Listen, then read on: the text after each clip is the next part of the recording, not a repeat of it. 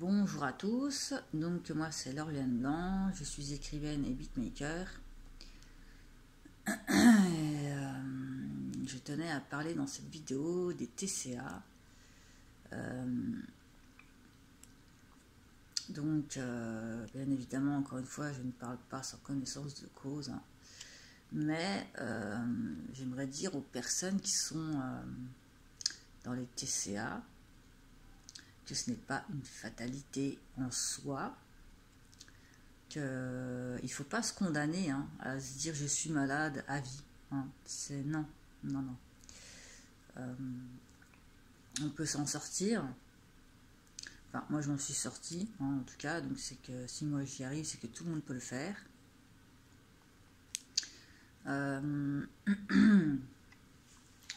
Après c'est prendre, c'est relatif aux addictions, j'ai envie de dire, hein, parce que je compare ça un peu à une addiction à la nourriture, peut-être, dans un sens, pour certaines personnes. Ça peut être, dans tous les cas, l'anorexie boulimie mentale. Le côté anorexie, c'est comme... enfin voilà, c'est comme si la personne, elle voulait s'effacer de la vie. Elle ne voulait plus exister, elle veut mourir, elle veut s'effacer. Et de l'autre côté, paradoxalement, en crise de boulimie, la personne, elle comble tout le vide, hein, elle comble tout ce vide, elle veut exister, elle veut, et ça fait une balance comme ça entre les deux. Et j'ai envie de dire, enfin pour ma part en tout cas, plus je me privais de manger, ce qui pouvait aller jusqu'à 5 jours sans rien manger, les 5 jours d'après, je faisais des crises de boulimie de 2 à 3 heures de temps pour rattraper tout ce que je n'avais pas mangé. Donc c'est un fonctionnement, j'ai envie de dire, qui sert à rien. C'est comme toutes les addictions, hein, on va vouloir arrêter d'un coup, après quand on va reprendre, on va récompenser encore plus. Donc le seul truc pour avoir une certaine justesse sur cette balance, pour être à peu près régulé, pour que le corps soit régulé, il faut vraiment être à l'écoute de son corps. Déjà, en premier temps aussi, savoir pourquoi. Pourquoi? Parce qu'il y a forcément des traumas ou des choses qui font que, hein, il y a forcément quelque chose qui a déclenché ça. Parce qu'on se réveille pas en se disant tiens, aujourd'hui, j'ai décidé de devenir anorexique boulimique mental. Non. C'est quelque chose qui vient parce qu'on veut s'auto-détruire. Et quand on veut s'auto-détruire, c'est parce qu'il y a des raisons sous-jacentes à tout ça. Pourquoi on veut s'auto-détruire? Pourquoi on est mal dans sa tête? Pourquoi on est mal dans sa peau? Enfin voilà, il faut déjà creuser le pourquoi du je m'auto-détruis en fait. Pour ensuite le traiter. Et le traiter, ça se fait... Après, je sais que... moi, c'est revenu petit à petit. J'ai compris, hein, que ça servait à rien de se priver pour compenser davantage par la suite. Donc, petit à petit, j'ai commencé à écouter mon corps et à cesser de me priver aussi d'aliments, par exemple, trop de sucré, des trucs que je m'interdisais de manger parce que c'était trop sucré, trop gras, tout ça, machin, et que ça pouvait éventuellement me faire prendre du poids. Donc, en écoutant mon corps, je lui ai donné les apports, quitte à manger plusieurs fois par jour en petite quantité jusqu'à satiété, ce qui implique de manger lentement, pour pas que, parce que quand on est en crise de boulimie, on n'a pas le temps, le corps il n'a pas le temps de dire stop, il n'a pas le temps de trouver la satiété, on contrôle plus rien. Certains vont jusqu'à se faire vomir, donc il faut vraiment trouver le le juste milieu et manger à sa faim, en petite quantité, voilà, plusieurs fois, quitte à manger plusieurs fois par jour en petite quantité d'apport et manger lentement jusqu'à satiété, le temps de digérer, et laisser le temps au temps, et après le corps il se régule tout seul, il va s'auto-réguler. Par contre, plus on va priver, plus on va se priver et plus on va compenser, donc c'est voilà, c'est un truc qui n'ira jamais.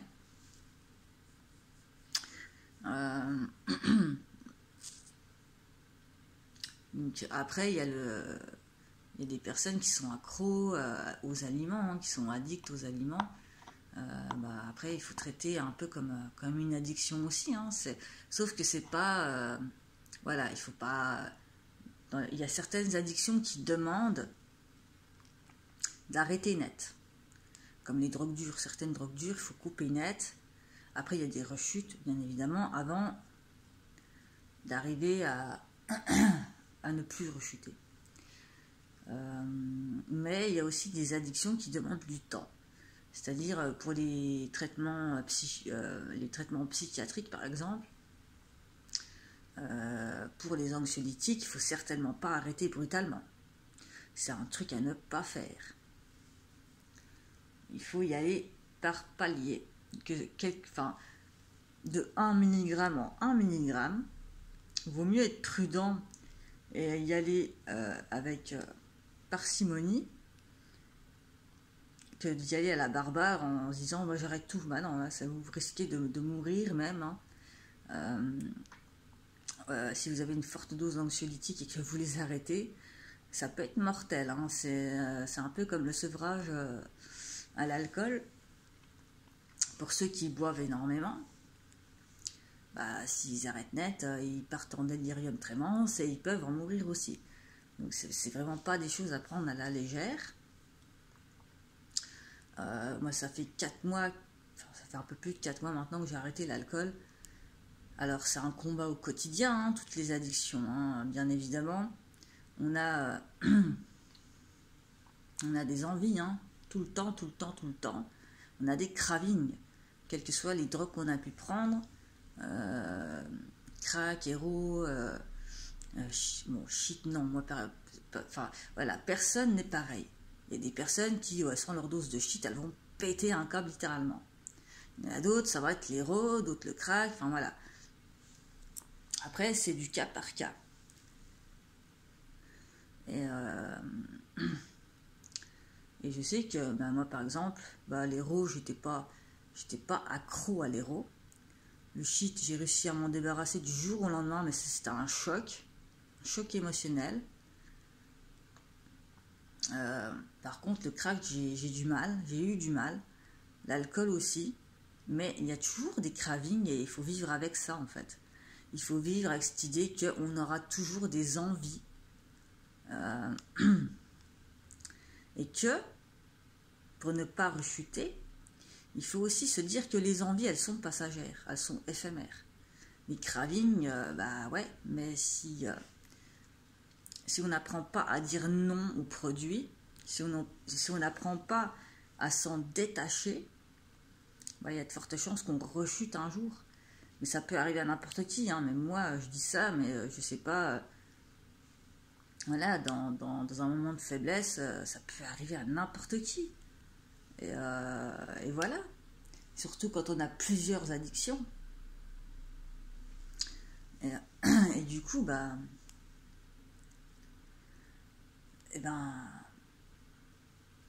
c'est un peu compliqué, mais il faut réussir à se dire que les cravings, c'est passager, c'est éphémère. L'envie, elle monte, elle est là, ok, elle est comment on dit, elle est au paroxysme de son machin, là, et on n'a qu'une envie, là, c'est de reconsommer. C'est de reconsommer le produit, la substance, ou les substances, ou les produits, qu'importe. Mais il faut laisser passer, laisser couler, laisser la redescente de l'envie venir. Mais ça, c'est un truc, on doit se battre au quotidien contre tout ça. Hein. C'est pas quelque chose qu'on fait comme ça, hop, là j'arrête, et puis oh, c'est fini, j'ai plus à travailler dessus. Non, c'est quelque chose qui va nous hanter toute une vie. Et donc, la nourriture, pour certaines personnes, elles voient ça comme... il y en a qui se raccrochent à la drogue, il y en a qui se raccrochent à la nourriture, il y en a qui se raccrochent à d'autres choses, et ainsi de suite. Quand on n'est pas bien, on trouve du réconfort là où on peut en trouver. Et il y en a, ça peut passer également par les troubles du comportement alimentaire.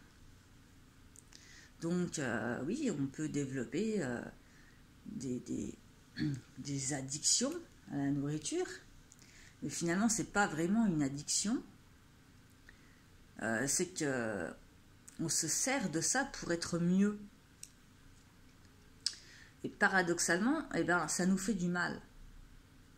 Donc il faut vraiment déjà cerner le problème, la problématique, savoir ce qui ne va pas, pour traiter ensuite et se dire, bah oui, voilà, il faut réguler le corps, il faut se réguler, s'autoréguler, mais pour ça, il faut faire le travail sur soi. Parce que quelqu'un qui est dans les TCA, et si on dit à une personne dans les TCA, arrête de manger en pleine crise de boulimie, arrête de manger, il va encore plus avoir envie de manger. Et vice versa, une personne anorexique mange, elle va encore avoir moins envie de manger. Hein. C'est normal. C'est complètement stupide déjà de faire ça. C'est mettre la pression à la personne. Alors que c'est, quelque part, on peut dire une maladie. Hein. Enfin, c'est des troubles du comportement alimentaire. Hein. Donc, c'est des troubles qui sont liés à des traumas ou à un passif où il y a des choses à réparer, des choses à analyser. Déjà, le pourquoi je suis dans ce truc-là, quoi. Et quand on comprend et quand on travaille dessus, il y a un moment donné où on n'a plus envie de se faire souffrir. On n'a plus envie de s'infliger du mal. On reprend nos responsabilités à nous, mais pas celles des autres. Parce que bien souvent, il y a les autres qui vont rejeter leurs responsabilités sur nous. Hein, comme quoi on est fautif de tous leurs petits maux, de tous leurs petits malheurs au quotidien. On est même, alors dans les familles toxiques ou ce genre de choses, il se peut très bien que les maladies toutes les maladies, tous les malheurs du monde, tout ce qui va pas, c'est votre faute. Alors, il faut faire le tri à un moment donné. Là, c'est des personnes qui se déresponsabilisent sur vous.